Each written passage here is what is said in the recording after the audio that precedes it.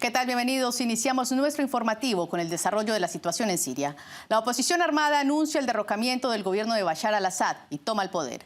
Mientras Israel bombardea a la nación árabe, la comunidad internacional llama a preservar la integridad del país árabe. Según la agencia de noticias rusa TASS, al-Assad habría llegado a Moscú junto con sus familiares. Rusia les habría concedido asilo político, según algunos reportes. Nuestro corresponsal Mauricio Ampuero está con nosotros con los últimos datos.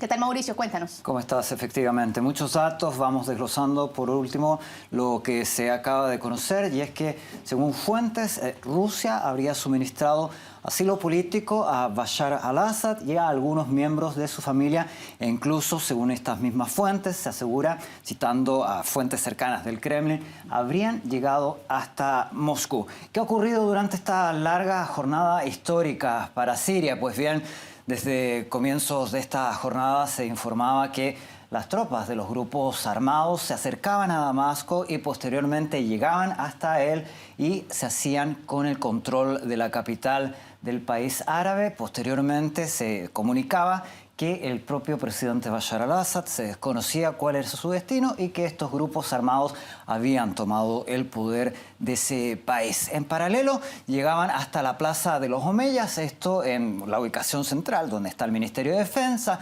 la central de radio y televisión, ahí de hecho la vemos, y otros edificios emblemáticos de la ciudad. Lo hacían para celebrar los grupos opositores, tanto los armados como los grupos opositores civiles, la trascendencia de este hecho. También se registraban celebraciones en distintas partes del país. Recordar que está fragmentado por distintas divisiones, creencias y opiniones políticas, de allí que se explicitaban estos celebraciones. Ahora, dentro de las declaraciones, los propios grupos armados anunciaban justamente que habían conseguido este objetivo: derrocar el gobierno de Bashar al-Assad, pero además hacían otro hecho que más adelante vamos a ver viene a preocupar a la comunidad internacional, y es que han liberado a los prisioneros de varios recintos penales, entre ellos aquellos donde se encuentran justamente los reclusos vinculados al Estado Islámico. Una señal de alerta que ha generado también reacciones, y esto lo hacía en un mensaje televisivo. Ahora, dentro de las declaraciones, de lo que se sabía y lo que no se sabía en ese momento, también se daba a conocer por el propio primer ministro, que quedaba a cargo en el país mientras se desconocía el destino del presidente Bashar al-Assad. Decía, el gobierno desconoce justamente su ubicación y que están en funcionamiento una serie de negociaciones, como así lo había instruido Bashar al-Assad antes de salir del país, y se desconoce el funcionamiento regular de varias instituciones, mencionaba el primer ministro, pero que lo que se buscaba es mantener la institucionalidad del país y garantizar una transición ordenada, pacífica, pedían otros, y también la misma oposición armada así lo daba a conocer. De hecho, la Coalición Nacional Siria, que este grupo que se estableció en Doha en el 2012, que agrupa a distintas formaciones de la oposición, sea la políticamente netamente tal o también la oposición armada, y se comprometía a realizar una serie de trabajos para garantizar esta transición de todas las instituciones políticas del país, incluidas las fuerzas nacionales, decían, sin excepción, para lograr este objetivo de lo que ellos denominan una Siria democrática y libre. Dentro de estas mismas procesos, ¿no?, de transición, el propio primer ministro enfatizaba que él va a seguir en el país para de esa forma poder garantizar ese objetivo de una transición política. Estoy en mi casa y no la he abandonado, y esto es porque pertenezco a este país y no conozco ningún otro país donde esté mi hogar. Estamos listos para cooperar con el nuevo liderazgo y facilitar lo que necesiten para que varios archivos gubernamentales puedan transferirse sin problemas y sistemáticamente de una manera que preserve las instalaciones del Estado. Estoy aquí en mi casa, no la he abandonado y no tengo la intención de abandonarla, excepto de manera pacífica, para poder garantizar la continuidad del trabajo de las instituciones públicas y las instituciones e instalaciones estatales, y garantizar que haya seguridad y tranquilidad para nuestros compatriotas. Espero que todos piensen racionalmente y piensen en su patria y su país. Eso al menos desde la declaración política. Sin embargo, lo que se podía observar en las calles, principalmente los edificios históricos, los gubernamentales, el Palacio Presidencial, la Embajada de Irán, eran literalmente saqueados y tomados estos objetos de valor histórico. La situación, cómo se vive en Damasco, la describe muy bien nuestra corresponsal de RT en árabe, quien además evidencia que el propio grupo Hayat Tahrir al-Sham está también dispuesto a esta denominada transición pacífica. Entrar en la capital siria resultó ser una tarea muy fácil tanto para los grupos armados como para los radicales que operan en los alrededores de Damasco. Las tropas sirias se retiraron muy rápidamente de sus posiciones y centros de mando. Solo se produjeron enfrentamientos menores que se calmaron rápidamente. Hasta ahora se han pronunciado una serie de declaraciones del líder de Hayat Tahrir al-Sham, Ahmad al-Shara, conocido como Abu Muhammad al-Julani. En una de las declaraciones prohibió a todas las formaciones radicales entrar en cualquier institución estatal. Subrayó que esta prohibición seguirá en vigor hasta que se produzca un traspaso formal del poder y que por el momento esas instituciones seguían bajo el control del ex primer ministro. Por su parte, el primer ministro Muhammad al-Jalali habló en directo en su página de Facebook y afirmó que el gobierno sirio tiene la mano a la cooperación con los ciudadanos del país. Llamó a preservar las instituciones e instalaciones del Estado y subrayó que el Consejo de Ministros sirio está dispuesto a cooperar y a prestar toda la ayuda posible para que los asuntos estatales se transfieran con fluidez y coherencia y se preserven las instituciones del Estado. También afirmó que Siria pertenece a todos los sirios y es una patria para cada uno de sus ciudadanos y tiene todas las posibilidades de convertirse en un Estado de pleno derecho. Esto indica que hay iniciativas positivas procedentes de ambas partes. Una compleja situación, la de Damasco, en general la de Siria, pero que ha generado expectativas también en gran parte de la población. Así, por ejemplo, vamos a revisar las imágenes. Esto es en el norte del país, la zona kurda, puntualmente Kamishli. La zona del Kurdistán es separada de estos grupos armados que han tomado el poder eventualmente en Siria, pero también lo han visto como un éxito. Esto plantea una serie de interrogantes en lo que va a ocurrir en todo el escenario regional, el sur de Turquía, el noreste de Siria y también la parte norte de Irak respecto al Kurdistán. Pero también los refugiados en la frontera del Líbano con Siria, este punto fronterizo donde varios de los refugiados que se encontraban en el Líbano o en otras zonas de la región han intentado cruzar la frontera en medio de estas celebraciones para regresar a sus casas desde quizás prácticamente desde el 2011 o años posteriores.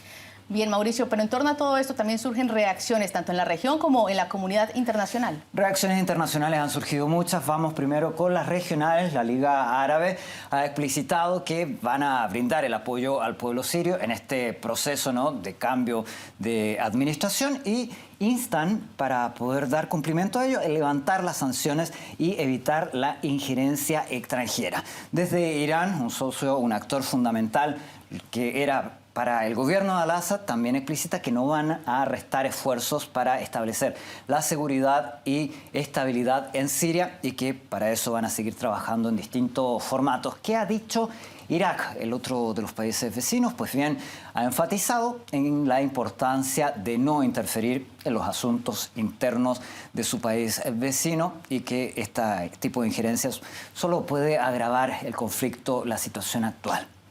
Israel tiene su propia política al respecto. En ese sentido, ha dicho que se han desplegado las tropas para crear una zona de amortiguamiento puntualmente en los altos del Golán y garantizar la seguridad para los ciudadanos de Israel. Esto viene a violar el tratado de 1974. El propio Netanyahu ha dicho que este tratado ya no estaba en funcionamiento, pero también se han registrado ataques por parte de las Fuerzas Armadas, esto según medios que han comunicado, pero se han registrado una serie de ataques, incluso en la propia capital. Veíamos en las imágenes también llamas, ¿no?, el humo, no sé, atribuibles a estos ataques, pero así lo informan los medios. En paralelo, el propio primer ministro Benjamín Netanyahu también daba a conocer cuál sería la postura de su país y ha dicho que esperan tener buenas relaciones con la nueva administración.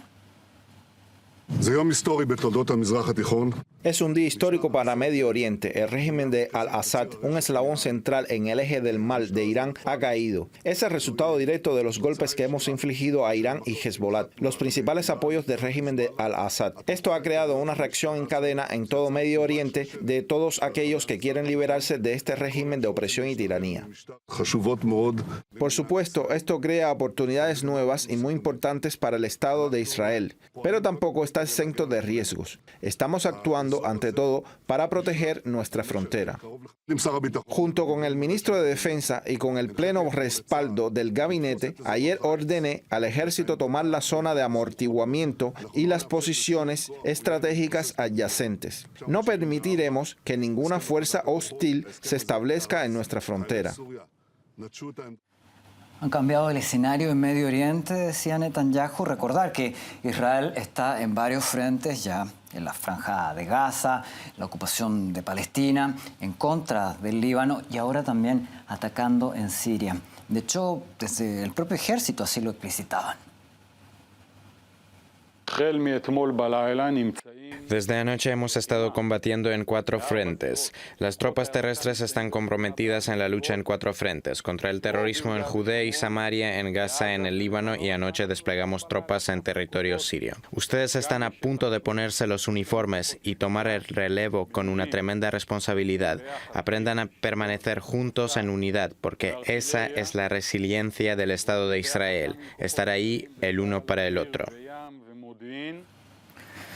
Desde Rusia también han explicitado que están dispuestos a trabajar con todos los grupos de la oposición en Siria, pero también han dado a entender que Bashar al-Assad ya abandonó el cargo, ya no está en el poder y que se ha ordenado a través del mismo una transición pacífica y que todo esto se hace luego de varios intentos de negociación y que, por lo tanto, Rusia va a mantener estas negociaciones con todos los grupos de la oposición y que Moscú, por su parte, insta a todas las partes involucradas a no ejercer la violencia. Lo han dicho distintos actores, también desde Naciones Unidas, desde Occidente, se ha instado justamente a poder mantener este equilibrio dentro de esta tensa situación. La necesidad de una transición política ordenada nunca ha sido más urgente, comenzando por la formación de acuerdos de transición inclusivos y creíbles en Siria. Para esto necesitamos un proceso serio y urgente, mentalmente diferente de lo que ocurría antes.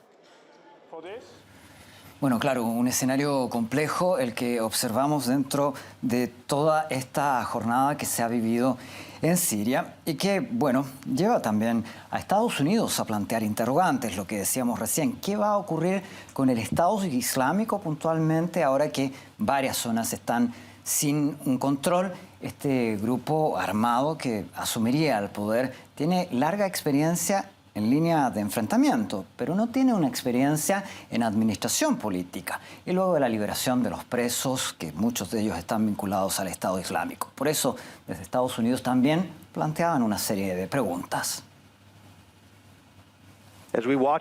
A medida que vemos cómo los acontecimientos en Siria cambian minuto a minuto, continuaremos consultando estrechamente con los socios regionales que se ven afectados por esta crisis para apoyar sus necesidades de seguridad. Nuestro compromiso con ellos sigue siendo más fuerte que nunca. También continuaremos manteniendo nuestra presencia en el este de Siria, únicamente para garantizar la derrota duradera del Estado Islámico, y no tiene nada que ver con otros aspectos de este conflicto. Seguiremos tomando las medidas necesarias para defender a nuestras fuerzas y a nuestros compañeros y para prevenir la reaparición del Estado Islámico en Siria Oriental.